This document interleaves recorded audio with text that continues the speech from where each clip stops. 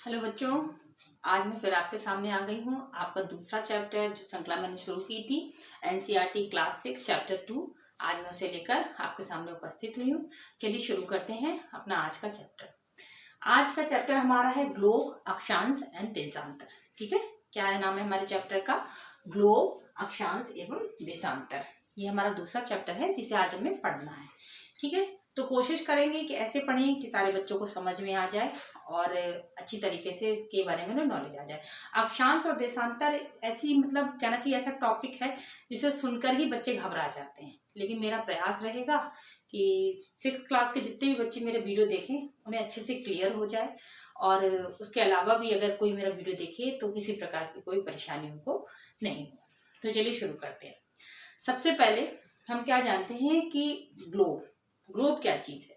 ठीक है ना, आप सबने ग्लोब सुना होगा, देखा भी होगा, पर कभी क्या ये जानने की जिज्ञासा हुई कि ग्लोब होता क्या है और किस लिए इसका बनाया गया है? ठीक है, तो मैं आपको बताती हूँ कि ग्लोब जो है, अगर मैं आपसे कहूँ आपने ग्लोब देखा तो ग्लोब में क्या देखा, तो आप यही तो कहोगे कि ग्लोब जो है पृथ्वी के जैसे होता है। यही शायद मुझे लगता है कि 6th क्लास का बच्चा यही आंसर देगा।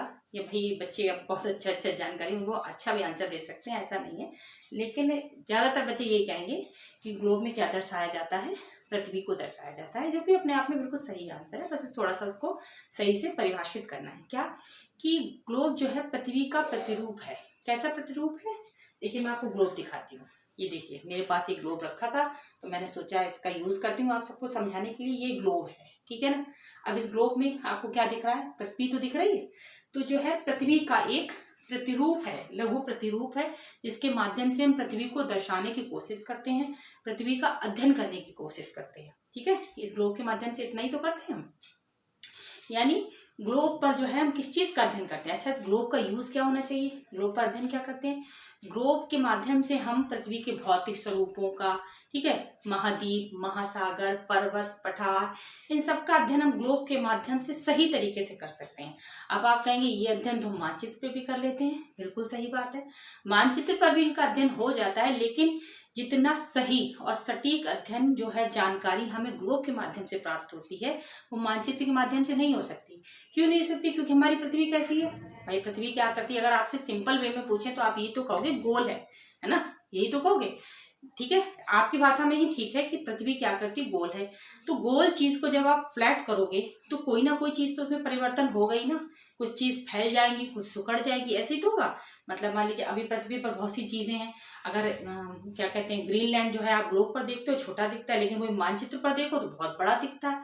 तो ये परिवर्तन जो है, जब आप गोल चीज को फ्लैट करोगे तो बहुत से परिवर्तन आ जाते हैं। लेकिन पृथ्वी जो कि गोल है, तो जब हम उसे ग्लोब पर अध्ययन करते हैं तो काफी हद तक वो अध्ययन सही होता है। इसलिए ग्लोब पर अध्ययन करना जो है ज्यादा उचित बताया गया है बजाय मानचित्र के।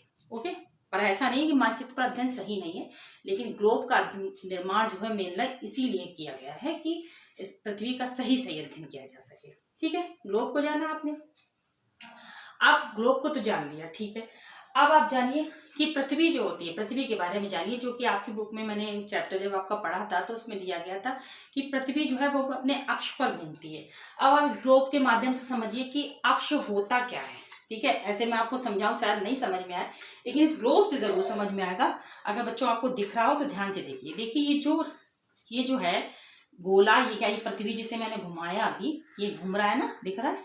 तो ये जो है वो किसी ना किसी चीज पर टिका हुआ है। देखिए ये इस पर टिका हुआ है। ये नीचे का हिस्सा अगर आपको दिख रहा हो, ये जो पॉइंट दिख रहा है टिका हुआ, अगर मान लीजिए एक सुई है उस पर ये टिका हुआ है, तो ये गोला उसके माध्यम से घूम रहा है। ठीक है ना, उस घूमने के लिए एक माध्यम चाहिए, तो वो ये है इसके माध्यम, इसी पर टिका होगा। ये नहीं कि हमसे लुढ़का दें तो ये कैसा भी, जो चीज जहां है वहीं रहेगी, बस ये अपने स्थान पर ऐसे घूमता रहेगा इसी पॉइंट के सहारे, इसी सुई के सहारे जो है ये जो है गोला घूमता रहेगा इसी पर। अब ये नहीं होगा कि ये गोला इस पॉइंट से उतर के उधर चला जाए, उधर जाकर घूमने लगे कि इधर घूम लेंगे, बस इसी पॉइंट पर ये गोला घूमता रहेगा। यानी ये पृथ्वी जो है वो एक अक्ष पर घूम रही है। ठीक है, अब क्या, ये तो मैंने आपको इस ग्लोब के माध्यम से सिखाया। ग्लोब को मानव ने बनाया है, तो उसने इसको, अब गोला ऐसे तो टिक नहीं सकता, किसी ना किसी चीज पर टिकाना होगा, तो उसके लिए उन्होंने एक अक्ष का निर्माण कर दिया जिस पर इस गोला को झुकाव देकर जो है वो स्थापित कर दिया और वो घूम रहा है उस पर। ठीक है, ये बात समझ में आ गई। लेकिन जो हमारी पृथ्वी है वो, उस पर कोई ऐसा अक्ष या सुई नहीं गड़ी हुई है जिसपे वो पृथ्वी घूम रही है। वो अक्ष जो है वो एक काल्पनिक रेखा हम लोगों ने अपने अध्ययन के लिए बना ली है। ये एक अक्ष ऐसा होगा जिस पर पृथ्वी जो है परिभ्रमण अपना चक्कर लगा रही है उसी अक्ष के सहारे। ऐसा नहीं होता कि पृथ्वी आज यहाँ पर घूम रही है, इस अक्ष के पर अपने चक्कर लगा रही है और फिर थोड़ी देर बाद इधर से हटके इधर की ओर चक्कर लगाने लगी, ऐसा नहीं होता। सूर्य के जरूर वो चारों ओर गतिमान होकर चक्कर लगा, लेकिन अपने स्थान पर जो उसकी गति है वो एक ही स्थान पर एक ही जगह पर टिक कर चक्कर लगा रही है। तो जिस अक्ष पर वो टिकी हुई है, जिस पर वो चक्कर लगा रही, वही उसका अक्ष कहलाता है। यानी जिस पॉइंट पर, ठीक है, वो टिकी हुई है, जिस पॉइंट पर रहकर वो घूम रही है, वही उसका अक्ष कहलाता है। बात क्लियर हो गई। जैसे मैंने ग्लोब में बताया, ये इसी के सहारे घूम रहा है ना। ये नहीं है कि यहाँ से ये जो नीचे वाला पॉइंट है यहीं पर ये घूम रहा है, ऐसा नहीं है कि पॉइंट अब यहाँ पे लगा दिया, यहाँ पे घूमने लगा, यहाँ लगा दिया, यहाँ घूम। उसका झुकाव भी देखो, पृथ्वी सीधी सीधी तो घूम ही नहीं है, झुकाव है ना। तो ये झुकाव देखो इसमें दिख रहा होगा आपको, ऐसा सीधा गोला नहीं लगा, झुका हुआ लग रहा है। और ये झुकाव इस अक्ष के सहारे है और इसी के सहारे ये घूम रही है। ठीक है, तो यही होता है पृथ्वी का अक्ष। ठीक, ये बात क्लियर हो गई। अब ग्लोब जो है वो कई तरह के होते हैं, छोटे भी होते हैं, बड़े भी होते हैं। जैसे ग्लोब अभी मैंने आपको दिखाया, ये ग्लोब छोटा है ना, ये मैंने आपको उठाकर दिखा दिया।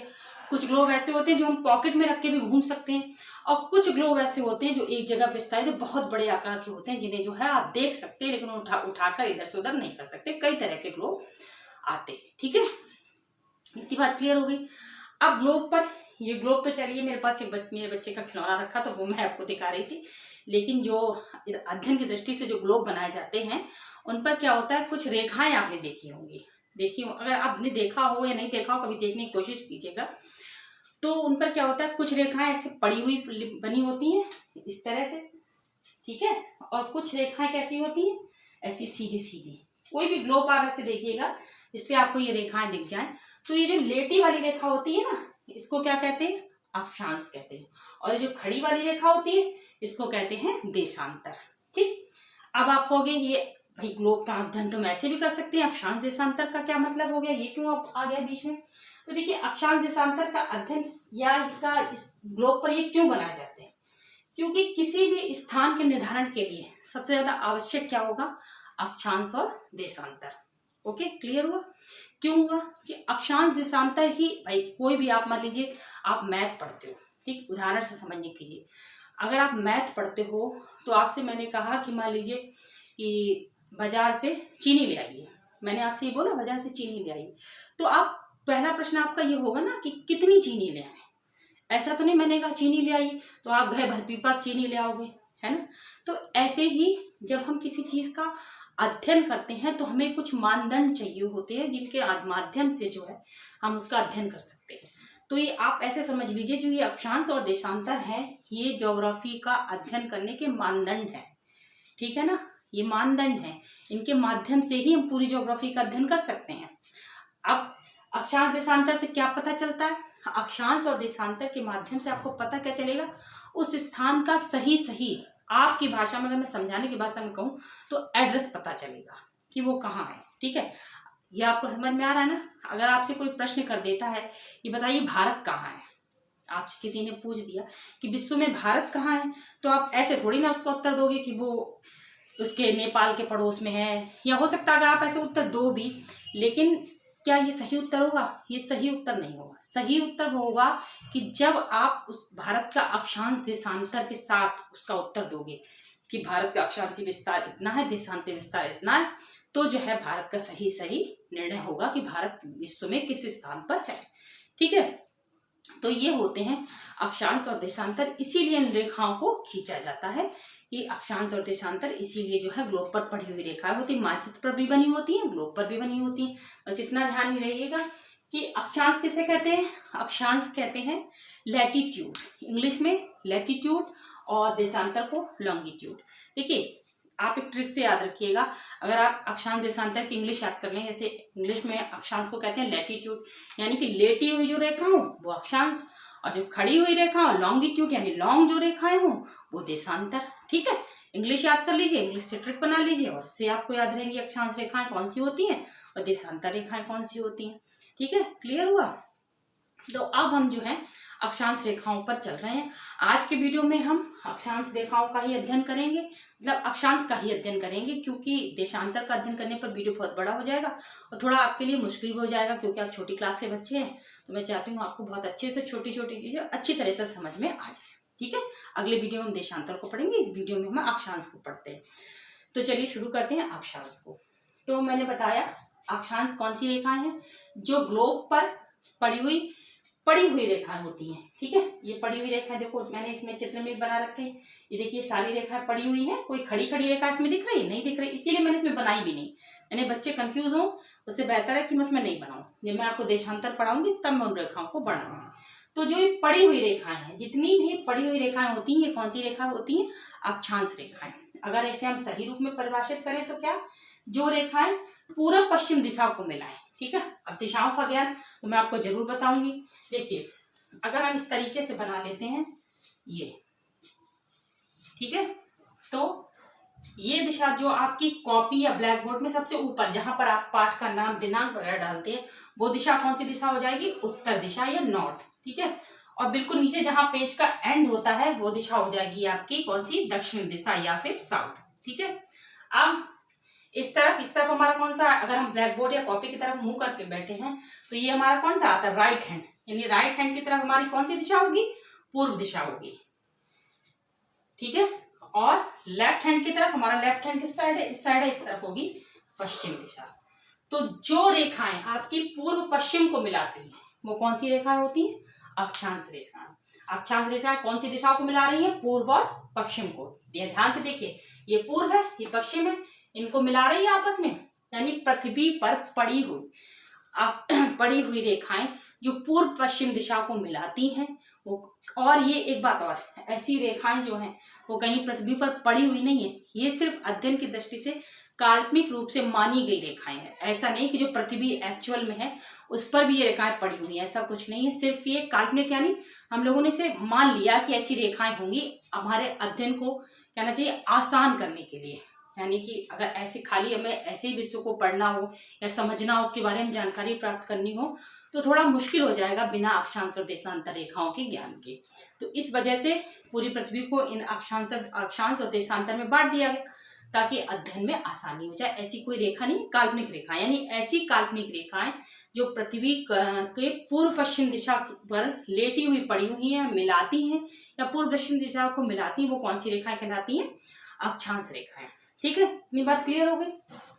अब एक ऐसी अक्षांश रेखा होती है जो पृथ्वी को दो भागों में बांट देती है। ठीक है, समझ में आया?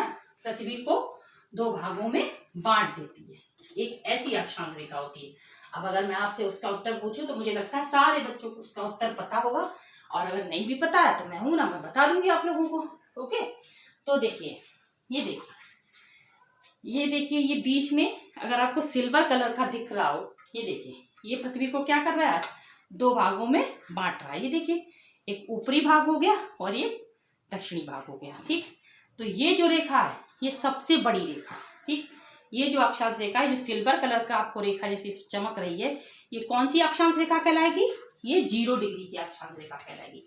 सभी अक्षांश रेखाओं को नंबरिंग द्वारा प्रदर्शित किया जाता है। ठीक है, तो ये 0 से स्टार्ट होती है। ये पृथ्वी जो 0 डिग्री की अक्षांश रेखा होती है, ये संपूर्ण पृथ्वी को दो भागों में बांट देती है, ऊपर की ओर और नीचे की ओर बराबर बराबर। ठीक है, तो जो ऊपरी भाग होता है इसको क्या कहते हैं? उत्तरी गोलार्ध। ठीक है, या फिर कहते हैं नॉर्थ हेमिस्फीयर। ठीक, और जो दक्षिणी गोलार्ध होता है, जो नीचे का भाग है, मैंने बताया ना अभी आपको दिशा बताई, तो ऊपर कौन सी दिशा बताई थी? उत्तर दिशा, और नीचे कौन सी बताई थी? दक्षिण दिशा। तो ऊपर की तरफ कौन सा गोलार्ध हो जाएगा? यानी पृथ्वी हमारी दो गोलार्धों में बट गई। कौन कौन से गोलार्ध में? ऊपर का गोलार्ध उत्तरी गोलार्ध या फिर आपका नॉर्थ हेमिस्फीयर, इंग्लिश में बोलेंगे तो नॉर्थ हेमिस्फीयर, और नीचे का दक्षिणी गोलार्ध या फिर साउथ हेमिस्फीयर। ठीक है, अब भाई इतनी बात आपने समझ ली।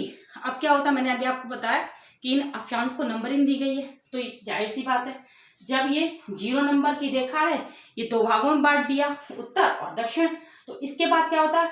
इसके बाद 1 2 3 4 5 6 7 8 ऐसे करके कहाँ तक पहुंचते हैं? 90 तक। ठीक है, सिर्फ उत्तरी गोलार्ध में भी बता रही हूँ, उत्तरी गोलार्ध में जीरो से स्टार्टिंग होती, फिर उसके बाद आता है 1 2 3 4 5 6 7 8, ऐसे हम कहाँ तक पहुंच जाते हैं 90 तक।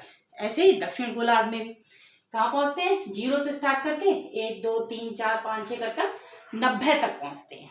ठीक है, तो यानी जीरो से 90 ऊपर अक्षांश हो गए और जीरो से 90 नीचे अक्षांश हो गए। क्लियर हो गई ना इतनी बात। जीरो से भाई जब हम 1 2 3 4 करके 90 तक जाएंगे तो 90 अक्षांश ऊपर हो गए, और 1 2 3 4 करके नीचे तक आएंगे तो 90 अक्षांश नीचे हो गए। यानी अगर आपसे कोई पूछे कि उत्तरी गोलार्ध में कितने अक्षांश है तो आप बताओगे 90। नीचे गोलार्ध में यानी दक्षिणी गोलार्ध में कितने अक्षांश है 90। तो आपसे किसी ने पूछ दिया कि टोटल अक्षांश कितने हो गए तो आप कितने बताओगे 180। यही तो आंसर दोगे 180। लेकिन करेक्ट आंसर क्या होगा 181। आंसर क्या होगा आप बताओगे। अब आप कहोगे मैडम आपने तो कहा अभी कि जो है जीरो से नीचे 90 जीरो से ऊपर 90, तो 90 90 तो हो जाने चाहिए 180। बिल्कुल सही मैंने आपने कहा, लेकिन ये 0 डिग्री भी तो है, ये भी तो एक अक्षांश है ना, 0 डिग्री भी तो एक अक्षांश है। तो इसको जब आप 1 प्लस कर दोगे तो कितने हो जाएंगे 181। ठीक है। अच्छा ये जो सब है ना आपके, ये जो मैं आपको बता रही हूँ अभी, ये आपकी बुक में मेंशन नहीं है, पर ये छोटे छोटे सवाल है जो मुझे लगता है कि आपको पता होना चाहिए। ठीक है, चाहे ये बड़े लेवल पर पूछे जाए या छोटे लेवल पर, ज्यादा डीप में मैं नहीं जाऊंगी, मैं आपको क्लास 6 के स्टैंडर्ड से पढ़ाना चाहती हूँ, लेकिन फिर भी जो छोटी छोटी बातें मुझे लग रहा है कि जाननी चाहिए वो मैं आपको बता रही हूँ। तो अगर आपसे कोई पूछता है कि कितने अक्षांश है टोटल तो 181। ठीक है, क्लियर हो गया। और अगर कोई आपसे पूछ दे, देखिए ये भी थोड़ा कंफ्यूजिंग क्वेश्चन है और मुझे लगता है कॉम्पिटेटिव एग्जाम में ऐसे क्वेश्चन बहुत पूछे जाते हैं, आप लोगों से भले ही नहीं पूछे जाए पर जानकारी हो तो खराबी क्या है। ठीक है ना, तो क्या अगर आपसे पूछ दिया जाए अक्षांश रेखाएं कितनी हैं, अब आप समझो। अब ये अक्षांश रेखाओं की जानकारी करने से पहले हमें थोड़ा सा अक्षांश रेखाओं के बारे में, या कहना चाहिए उनकी विशेषताओं के बारे में जान लेना चाहिए। ठीक है, तो हम पढ़ चलते हैं अक्षांश रेखाओं की विशेषताओं को जानते हैं। क्या एक तो 0 डिग्री की जो अक्षांश रेखा है वो सबसे बड़ी अक्षांश रेखा है, ये पृथ्वी को 2 भागों में बांट देती है। ऐसा क्यों होता है, मैंने आपको पिछले वीडियो में बताया था कि पृथ्वी का आकार कैसा है। जब मैंने चैप्टर 1 पढ़ाया था तो मैंने आपको बताया था भूआब या जियोइड, कैसा आकार होता है पृथ्वी का, जियोइड आकार। अब आप कहोगे जियोइड आकार है क्या, तो मैं आपको बताऊं, अगर आपने एक नारंगी का जो फल आता है वो देखा होगा तो वो क्या होता है, ऊपर से तो थोड़ा ऊपर नीचे से दबा दबा होता है और बीच में थोड़ा फूला होता है, तो ऐसा आकार क्या होता है जियोइड होता है। अब अगर आप नारंगी से ऊपर से गोला बनाना शुरू करो, ठीक है, जैसे मान लो मैं आपको बताती हूँ, जैसे ये गोला है, ठीक है, वैसा तो मैं नहीं बना रही हूँ, वैसे बता रही हूँ। अगर आप इसको ऐसे गोले बनाने शुरू करोगे इस तरीके से, देखो अब आप खुद बताओ कि सबसे बड़ा गोला इसमें कौन सा होगा, सॉरी ये तो, अब आप बताओ। ठीक, इस तरीके का अगर मैं आपसे गोला पूछूं तो सबसे बड़ा जो है आपको उसमें से कौन सी लाइन लगेगी भाई। अगर आप एक नारंगी लेकर उसके ऊपर से गोला बनाना शुरू करो या उसको इस तरह से छीलना शुरू करो तो सबसे बड़ा जो आपका पील निकल के आएगा वो कौन सा आएगा, बीच वाला हिस्सा, ये वाला, ये है ना, ये, क्योंकि ये बीच में फैला हुआ है और ऊपर नीचे दबा हुआ है, तो जो बीच का हिस्सा होगा, बीच में जो लाइन बनेगी वही तो सबसे बड़ी लाइन होगी, और वो कौन सी होगी 0 डिग्री की अक्षांश। ठीक है, 0 डिग्री का अक्षांश होगा या 0 डिग्री की अक्षांश रेखा होगी वही सबसे बड़ी, यानी इसे ग्रेट सर्किल भी कहते हैं या बृहद वृत्त भी कहते हैं। पहली विशेषता कि 0 डिग्री की जो अक्षांश रेखा है उसे हम बृहद वृत्त भी कहते हैं। ठीक, और जब हम इस रेखा से ऊपर या नीचे की ओर यानी उत्तर या दक्षिण की ओर बढ़ते हैं तो इन रेखाओं की जो है, ये कहना चाहिए, अब आप चाहे इसे लंबाई कहें या चौड़ाई आपका मन है, ये चीज जो है ये धीरे धीरे कर कम होती चली जाती है। ठीक है, अगर हम इसे पृथ्वी के परिप्रेक्ष्य में कहेंगे तो हम इसकी चौड़ाई ही कहेंगे कि इनकी चौड़ाई जो है वो कम होती चली जाती है और धीरे धीरे कर क्या होता है कि 90 डिग्री पर आकर एक पॉइंट के रूप में रह जाती है।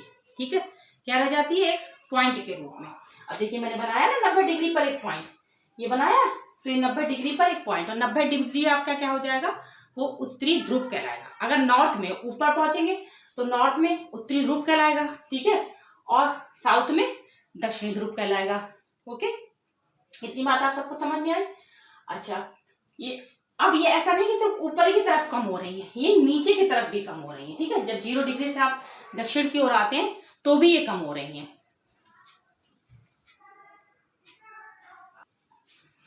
ओके, तो मैं क्या बता रही थी आपको कि चाहे हम 0 डिग्री से ऊपर की ओर बढ़े या 0 डिग्री से नीचे की ओर बढ़े, तो इन अक्षांश रेखाओं की लंबाई और चौड़ाई जो है, सॉरी बच्चों, इनकी जो चौड़ाई है वो धीरे धीरे कम होती जाती है और एक पॉइंट पर आकर ये क्या हो जाता है, बिल्कुल एक पॉइंट के रूप में रह जाती है।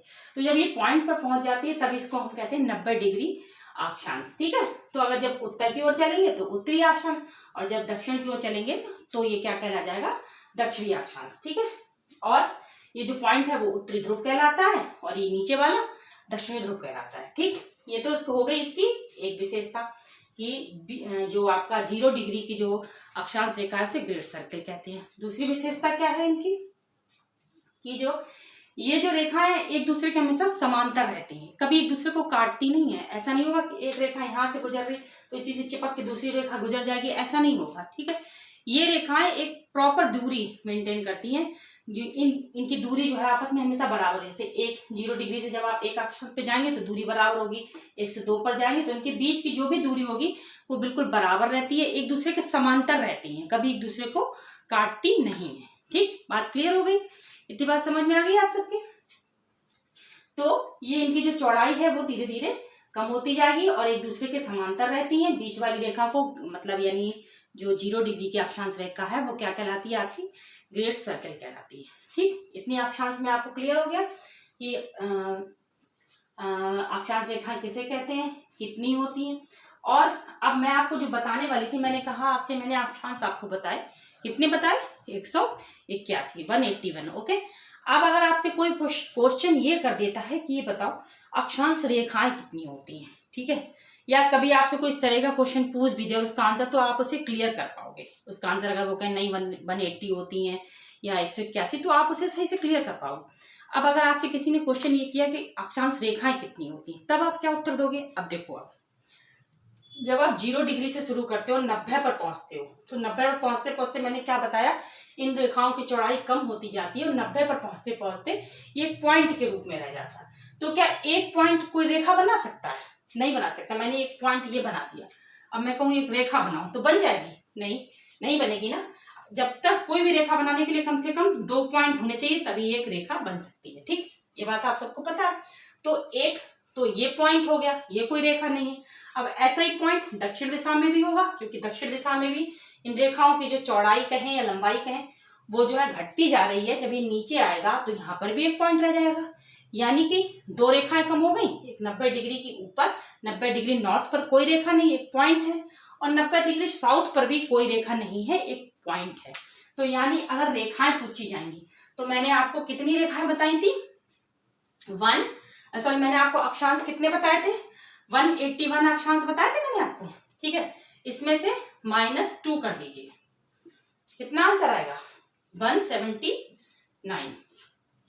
ओके, तो अगर अक्षांश रेखाएं कोई पूछेगा तो कितने बताओगे आप, अक्षांश रेखाएं 179, क्योंकि 2 पॉइंट है, रेखाएं नहीं, कौन सी, उत्तरी ध्रुव और दक्षिणी ध्रुव।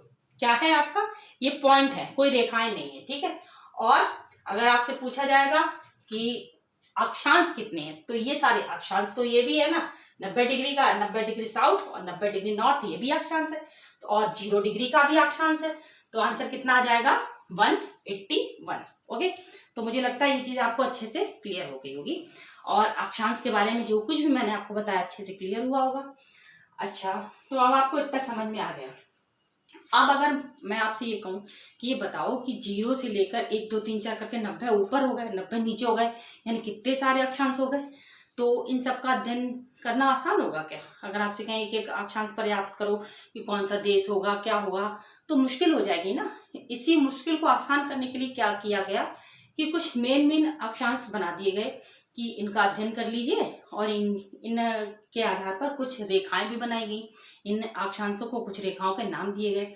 चलिए जान लेते हैं कि वो कौन से अक्षांश और कौन सी रेखाएं हैं। ठीक है, तो सबसे पहले 0 डिग्री की जो अक्षांश है इसको कौन सी रेखा बोलते हैं। एक तो मैंने अभी आपको बताया ना कि ये पृथ्वी को 2 भागों में बांटती है, तो इसे क्या कहेंगे, भूमध्य रेखा। ठीक, क्या कहेंगे? भूमध्य रेखा, यानी कि पृथ्वी को दो भागों में बांटने वाली रेखा क्या कहलाएगी? भूमध्य रेखा। इससे याद रखिएगा, जो रेखा पृथ्वी को दो भागों में बांट रही है उसे भूमध्य रेखा कहेंगे, विषुवत रेखा कहेंगे, या फिर इक्वेटर या 0 डिग्री अक्षांश। ये सारी एक ही बात है, याद रखिएगा। 0 डिग्री अक्षांश पर ही भूमध्य रेखा है, उसी को विषुवत रेखा कहते हैं और इंग्लिश में उसी को इक्वेटर बोलते हैं। ओके, क्लियर हो गया? तो ये होगी आपकी 0 डिग्री की रेखा। अब 0 डिग्री से जब हम 1 2 3 4 करके ऊपर बढ़ते हैं तो 23.5 डिग्री अक्षांश, ठीक, 23.5 डिग्री अक्षांश पर एक रेखा मिलती है जिसे हम कहते हैं कर्क रेखा। ठीक है, और जब नीचे की ओर आते हैं तो 23.5 डिग्री अक्षांश पर एक रेखा मिलती है, उसे कहते हैं मकर रेखा। लेकिन सबसे पहली जरूरी बात, इन रेखाओं को समझने से पहले एक चीज और समझ लीजिए। मैंने अभी आपको बताया कि जब हम उत्तरी गोलार्ध में चलते हैं, ठीक है, जब हम उत्तरी गोलार्ध में चलते हैं, ऊपर की ओर मैंने उत्तरी गोलार्ध बताया, उसमें चलते हैं तो जितने भी अक्षांश उसमें हम लिखेंगे उसके साथ हमें नॉर्थ लिखना, यानी एन या उत्तरी लिखना बहुत जरूरी है। जब हम नीचे के अक्षांश में चलेंगे तो उसके साथ हमें साउथ लिखना या दक्षिणी लिखना बहुत जरूरी है। क्यों, ऐसा क्यों जरूरी है? कि कोई अक्षांश को ऐसे ही रिप्रेजेंट किया जाता है। जैसे जब भी हम आपको, मान लीजिए आपसे किसी ने कहा कि 20 डिग्री अक्षांश, ये बोल दिया, ठीक है, आपकी एनसीईआरटी क्लास 6 में एक उदाहरण भी दिया गया है कि महाराष्ट्र का जो चंद्रपुर है, ठीक है, वो 20, अगर मैंने आपसे कहा कि महाराष्ट्र का चंद्रपुर और ब्राजील का जो है बेलो होरिजेंटो, ये दोनों 20 डिग्री अक्षांश पर स्थित हैं, तो इसके बारे में बताइए। तो ये बताओ, 20 डिग्री अक्षांश मैंने बोल दिया, तो 20 डिग्री अक्षांश, अब आप ये कैसे पहचानोगे कि 20 डिग्री हम ऊपर जाए कि 20 डिग्री नीचे जाए? पहचान लोगे? नहीं पहचान पाओगे, तो आप जान ही नहीं पाओगे कि ये जो 20 डिग्री अक्षांश है ये हम ऊपर की ओर काउंट करें या नीचे की ओर काउंट करें, या फिर मैं ऐसे बोल दूं कि 20 डिग्री अक्षांश पर महाराष्ट्र का चंद्रपुर भी स्थित है और ब्राजील का जो है आपका कौन सा बेलो होरिजेंटो भी स्थित है। तो बताइए ये कहाँ पर स्थित होंगे? तो पहले जब तक मैं आपको ये नहीं बताऊंगी कि ये नॉर्थ है या साउथ है, आप कैसे निर्णय कर पाओगे और कैसे इसके बारे में आप अन्य जानकारी दे पाओगे? नहीं बता पाओगे ना। तो इसीलिए जब हम कि उत्तरी अक्षांश यानी उत्तरी गोलार्ध में चलते हैं तो जितने भी अक्षांश इसमें हम काउंट मतलब गिनते हैं तो उनके साथ एन या उत्तरी अक्षांश का यूज करते हैं। जैसे अगर मैंने कहा 20 डिग्री नॉर्थ, ठीक, मैंने 20 डिग्री नॉर्थ बोला, तो यहाँ कौन सा स्थित है? यहाँ चंद्रपुर स्थित है। ये कौन सा है? महाराष्ट्र का है। तो आप जान जाओगे, अगर मैंने नॉर्थ लिखा तो यानी कि आप जान जाओगे कि महाराष्ट्र किसमें होगा? उत्तरी गोलार्ध में होगा। ठीक है, अब अगर आपको उत्तरी गोलार्ध 20 डिग्री अक्षांश के आसपास की ये पता होगा कि यहाँ की जलवायु कैसी है और क्या कहते हैं यहाँ का वातावरण कैसा है, यहाँ का मौसम कैसा, तो आप जानकारी दे पाओगे ना। ऐसे अगर मैंने कहा 20 डिग्री साउथ, तो आप जान जाओगे कि ब्राजील का जो है आपका बेलो होरिजेंटो ये कहाँ पर स्थित है, यानी कि ये 20 डिग्री दक्षिणी अक्षांश में। यानी कि अब मेन बात जो है, जब आप ऊपर के अक्षांशों को बताओगे किसी को तो उसके साथ आप नॉर्थ लिखोगे, जब नीचे के अक्षांशों को बताओगे यानी दक्षिण के अक्षांशों को बताओगे तो उसके साथ साउथ लिखोगे। हर अक्षांश को ऐसे ही रिप्रेजेंट करते हैं नॉर्थ और साउथ के साथ। ठीक है, यानी कि अगर आप नॉर्थ कहोगे तो उत्तरी गोलार्ध की बात होगी और अगर साउथ कहोगे तो दक्षिणी गोलार्ध की बात करोगे। अगर ऐसा नहीं कहोगे तो ये कंफ्यूजन हो जाएगा, क्योंकि भाई 1 2 3 4 ऐसे करके 90 तक ऊपर नीचे दोनों जगह है ना दोनों जगह, तो इसमें कंफ्यूजन हो जाएगा ना कि किस गोलार्ध में। वैसा तो है नहीं कि यहाँ की संख्याएं अलग है यहाँ की अलग, तो आप पहचान जाओगे। जब एक सी संख्या है तो आपको सही से बताना पड़ेगा ना। अब आपसे कोई ये कह दे कि क्या कहते हैं अपने घर का एड्रेस बताओ, आपसे किसी ने ये कहा अपने घर का एड्रेस बताओ, तो आप ऐसे थोड़ी ना बताओगे कि हम उनके पड़ोस में रहते हैं इनके पड़ोस में रहते हैं, ऐसे थोड़ी ना बताओगे। आप एग्जैक्ट शहर का नाम बताओगे, मोहल्ले का नाम बताओगे, अपना मकान नंबर बताओगे, ऐसे बताओगे ना। ऐसे थोड़ी ना बता दोगे कि हम इनके पड़ोस में रहते हैं, अपने आपके पड़ोस में उनके पड़ोस में रहते हैं, ऐसे कौन क्या जान पाएगा? नहीं जान पाएगा। इसलिए जब आप प्रॉपर वे में बताओगे तो आपको, अगर आप उत्तरी गोलार्ध की बात कर रहे हो तो आपको, जैसे आपने चंद्रपुर के बारे में पढ़ा तो 20 डिग्री नॉर्थ कहोगे और ब्राजील के बारे में पढ़ा तो 20 डिग्री साउथ कहोगे। तो बात क्लियर होगी। तो इस तरह जो है हम नॉर्थ साउथ रिप्रेजेंट करते हैं।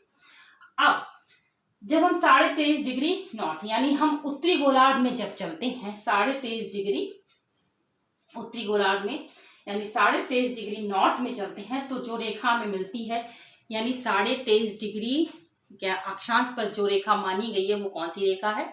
कर्क रेखा, यानी ट्रॉपिक ऑफ कैंसर। ठीक, इसको इंग्लिश में कहते हैं ट्रॉपिक ऑफ कैंसर, या हिंदी में इसको कहते हैं कर्क रेखा।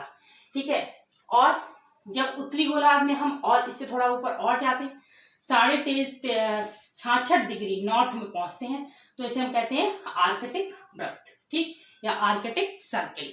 ठीक, याद रखिएगा 23.5 डिग्री उत्तर में कौन सी रेखा है? कर्क रेखा या tropic of cancer. 66.5 degree north में कौन सी रेखा है? आर्कटिक वृत्त या आर्कटिक सर्किल, या 90 डिग्री नॉर्थ पर उत्तरी ध्रुव। ये उत्तर उत्तर में इसलिए लगा रही हूँ कि मैंने अभी आपको समझाया ना पूरा डिटेल, और ऊपर की ओर उत्तर, नीचे की ओर दक्षिण। ठीक, ये तो गई उत्तरी गोलार्ध की बात। अब हम आ जाते हैं दक्षिणी गोलार्ध में। जब 0 डिग्री से हम नीचे की ओर चलते हैं तो ऊपर में इन्हीं, बस आप अक्षांश याद कर लीजिए और उनके बाद नॉर्थ साउथ लगा लीजिए। अक्षांश वो ही रहेंगे, खड़ी रेखाओं के नाम बदल जाएंगे। तो जब हम 23.5 डिग्री साउथ में आते हैं तो कौन सी रेखा? मकर रेखा, यानी ट्रॉपिक ऑफ कैप्रिकॉर्न। ठीक, इंग्लिश में ट्रॉपिक ऑफ कैप्रिकॉर्न, यानी 23.5 डिग्री साउथ। और 66.5 डिग्री साउथ पे अंटार्कटिक वृत्त या फिर आपका अंटार्कटिक सर्किल, और 90 डिग्री साउथ यानी कि दक्षिणी ध्रुव। ठीक, दक्षिणी ध्रुव। अब ये सारी रेखाएं आपको क्लियर हो गई। शायद मैंने मेन में जो कुछ भी आपकी 6 क्लास के चैप्टर में था वो मैं सब बताने की कोशिश कर रही हूँ। अगर बच्चों कहीं कोई दिक्कत लगेगी तो जरूर बताइएगा। अच्छा, मैंने अब आपको कितनी रेखाएं मैंने बता दी? मैंने आपको बताई 4 रेखाएं। एक तो आर्कटिक वृत्त 66.5 डिग्री नॉर्थ। ठीक, 23.5 डिग्री नॉर्थ कर्क रेखा या tropic of cancer. 23.5 degree south मकर रेखा, ट्रॉपिक ऑफ कैप्रिकॉर्न। और 66.5 डिग्री साउथ अंटार्कटिक सर्किल या अंटार्कटिक वृत्त। और 90 डिग्री नॉर्थ उत्तरी ध्रुव, और 90 डिग्री साउथ कौन होगा? दक्षिणी ध्रुव। ये सारी बात क्लियर हो गई, सारे पॉइंट्स क्लियर हो गए। अच्छा, अब क्या होता है, इन जो जितनी ये रेखाएं बनाई गई हैं, इन्हीं के माध्यम से क्या हुआ कि हमारी पृथ्वी को कुछ जोन्स में डिवाइड कर दिया गया, कुछ कटिबंध में भी डिवाइड कर दिया गया। क्योंकि ऐसे सारे देशों का अध्ययन करना मुश्किल हो जाता ना, हर देश को अलग अलग आप अध्ययन करोगे तो मुश्किल हो जाएगा। इसलिए अध्ययन की दृष्टि से क्या किया गया कि इन अक्षांश जितनी भी रेखाएं मैंने अभी आपको समझाई हैं, इन्हीं रेखाओं के माध्यम से हमारी पूरी पृथ्वी को कुछ जोन्स में डिवाइड कर दिया गया। इससे क्या होगा कि उस जोन के अंदर अगर जो भी देश आएंगे भाई उनकी क्या होगी, उनकी जलवायु लगभग समान होगी। ठीक है, उनका मौसम लगभग समान होगा, वहाँ की मिट्टी लगभग समान होगी, ऐसा मानकर चलते हैं। ठीक है, तो इसलिए क्या हो गया, इन्हें जो है डिवाइड किया गया कुछ जोन्स में। आइए उनके बारे में भी जान लेते हैं। तो सबसे पहले जब हम विषुवत रेखा, मैंने आपको बताया 0 डिग्री, जब विषुवत रेखा से 23.5 डिग्री ऊपर जाते हैं, 23.5 डिग्री नॉर्थ और 23.5 डिग्री साउथ, कौन कौन सी रेखा? ट्रॉपिक ऑफ ये कैंसर, ट्रॉपिक ऑफ कैप्रिकॉर्न या कर्क रेखा और मकर रेखा। यानी कर्क रेखा और मकर रेखा के बीच में जो क्षेत्र बनाया या जोन इन्होंने माना, वो कौन सा माना? उष्ण कटिबंध। ठीक है, उष्ण कटिबंध या टॉरिड जोन। इंग्लिश में क्या बोलेंगे? Torrid zone. अब ये दोनों तरफ होगा, ऐसा नहीं होगा कि उत्तरी ध्रुव में अलग होगा, नीचे दक्षिणी ध्रुव में अलग होगा, सॉरी उत्तरी गोलार्ध में अलग होगा या फिर दक्षिणी गोलार्ध में अलग होगा, ऐसा नहीं होगा। ये दोनों एक ही होंगे। अब जब जैसे 0 से 23.5 डिग्री ऊपर और 0 से 23.5 डिग्री साउथ नीचे, तो ये दोनों जगह क्या होगा? उष्ण कटिबंध होगा। ठीक, ये क्या होगा? उष्ण कटिबंध। और उष्ण कटिबंध में क्या होता है? सूरज जो है वो साल भर इसी कटिबंध के बीच में रहता है। ठीक है, ऐसा नहीं होता कि सूरज इससे ऊपर सूरज नहीं जाएगा। ठीक, इसी कटिबंध में जो है सूरज रहेगा। इससे ऊपर 23.5 डिग्री नॉर्थ और 23.5 डिग्री साउथ, ये सूरज की लास्ट लाइन है, इससे ऊपर सूरज नहीं जाता। इसके बाद जो सूरज की किरणें हैं वो सीधी तिरछी पड़ने लगती। साल में एक बार क्या होता है, ये विषुवत रेखा पर तो साल भर सीधा चमकता है, लेकिन साल में एक बार ये कर्क रेखा पर सीधा चमकता है और साल में एक बार मकर रेखा पर सीधा चमकता है। ठीक है, इसलिए क्या होता है, इस कटिबंध में बहुत अधिक गर्मी पाई जाती है। ठीक है, समझ में आ रहा है? बहुत ज्यादा गर्मी, इसीलिए इसका नाम क्या रख दिया गया? उष्ण कटिबंध। ठीक, बात क्लियर हो गई। अब 23.5 डिग्री से 66.5 डिग्री जब हम नॉर्थ चलते हैं, ठीक, तो क्या हो जाएगा? ये आपका शीतोष्ण कटिबंध। और अगर हम इसके इंग्लिश में बात करते हैं तो क्या हो जाएगा, टेम्परेट जोन। ये मैंने इस तरह से इसलिए लिख दिया ताकि इंग्लिश हिंदी में आपको आसानी रहे। ऐसा नहीं कि ये अलग है, ये दोनों सारी बातें एक ही हैं। शीतोष्णकटिबंध को हम टेम्परेट जोन भी बोलते हैं, ठीक है। उष्णकटिबंध को टॉरिड जोन बोलते हैं और शीत कटिबंध को फ्रीज्ड जोन बोलते हैं। वो मैंने लिखा इसलिए है क्योंकि ये इंग्लिश हिंदी दोनों में हो जाए, ऊपर जगह कम थी इसलिए मैंने इस तरह से लिख दिया, अलग कुछ भी नहीं है। अब क्या कि जब 23.5 डिग्री नॉर्थ से 66 डिग्री नॉर्थ शीतोष्णकटिबंध उत्तरी गोलार्ध में भी होगा, वहीं 23.5 डिग्री साउथ से 66 डिग्री साउथ दक्षिण में भी होगा आपका कौन सा कटिबंध, शीतोष्णकटिबंध। ठीक है, बात समझ में आ रही है। और इसका नाम शीतोष्ण क्यों रख दिया गया, क्योंकि यहाँ सूर्य की किरणें जो है तिरछी पड़ रही हैं, तो तिरछी पड़ने के मारे यहाँ पर बहुत ज्यादा ना तो गर्मी होगी ना जहाँ बहुत ज्यादा सर्दी होगी, मतलब एक सा मौसम रहेगा। तो ये क्या शीतोष्ण यानी शीत और उष्ण दोनों मौसम यहाँ पर पाए जाएंगे, ठीक, शीत और उष्ण दोनों तरह का मौसम, इसलिए इसको शीतोष्ण कह दिया गया। इसके बाद शीत कटिबंध पर पहुंच जाते हैं।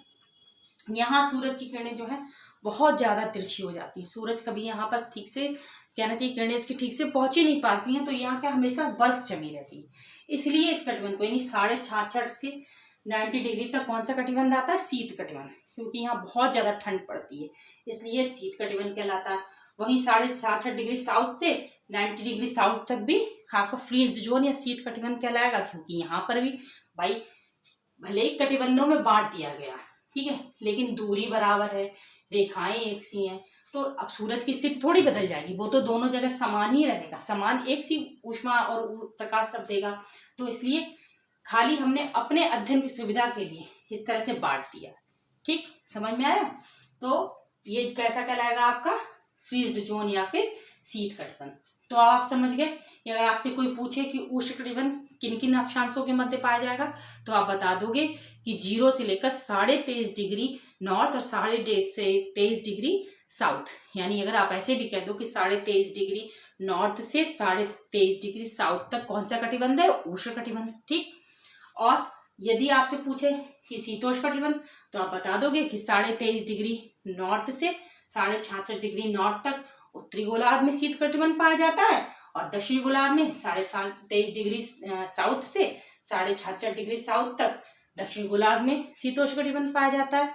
और फ्रीज्ड जोन जो है वो आपको 66.5 डिग्री से 90 डिग्री तक फ्रीज जोन पाया जाता है या दक्षिणी गोलार्ध में, और उत्तरी गोलार्ध में 66.5 डिग्री नॉर्थ से 90 डिग्री साउथ 90 डिग्री नॉर्थ तक शीत कटिबंध पाया जाता है, ठीक। आपको ये सारे कटिबंध क्लियर हो गए। आपकी बुक में इतना ही दिया है, इससे ज़्यादा डिटेल आपकी बुक में नहीं दिए हुए, और ज़्यादा डिटेल में मैं जाना भी नहीं चाहती, क्योंकि आप जिस क्लास के बच्चे हूँ मैं चाहती हूँ आप उतना अध्ययन करें, धीरे धीरे आप अपनी स्टडी को और व्यापक करें, ताकि एकदम से बहुत कुछ सीखने में क्या होता है कि बच्चे जो है कंफ्यूज हो जाते हैं। तो जितना भी आपके इसमें था, आपके चैप्टर में अक्षांश के बारे में, मैंने उससे ज़्यादा ही बताया आपको, कोई ऐसा नहीं कम बताया है या बहुत ज़्यादा बता दिया है, बिल्कुल लेवल लेकर मैंने आपको बताया और कोशिश भी की बहुत अच्छे ढंग से समझा सकूं। फिर भी अगर किसी प्रकार का कोई कन्फ्यूज़न बच्चों आपको होगा ना, तो आप कमेंट के माध्यम से ज़रूर बताइए, और वीडियो को लाइक सब्सक्राइब ज़रूर किया करिए और शेयर कीजिए, ताकि मुझे भी प्रोत्साहन मिले आगे आपको पढ़ाने का, समझाने का। और अगर आपको कुछ अच्छा नहीं लगता वो भी आप बता सकते हैं, ऐसा नहीं है कि आप सिर्फ अच्छा ही अच्छा कहिए, अगर कुछ खराब लग रहा है तो वो भी बताइए, कुछ अच्छा लग रहा है तो वो भी बताइए, पर बताइए, ठीक है। तो इतना मैंने आपको अक्षांश के बारे में बताया। अगले वीडियो में मैं देशांतर को लेकर आऊंगी और जल्द ही लेकर आऊंगी। तब तक आप इसको पढ़िए, समझिए। बहुत बहुत धन्यवाद।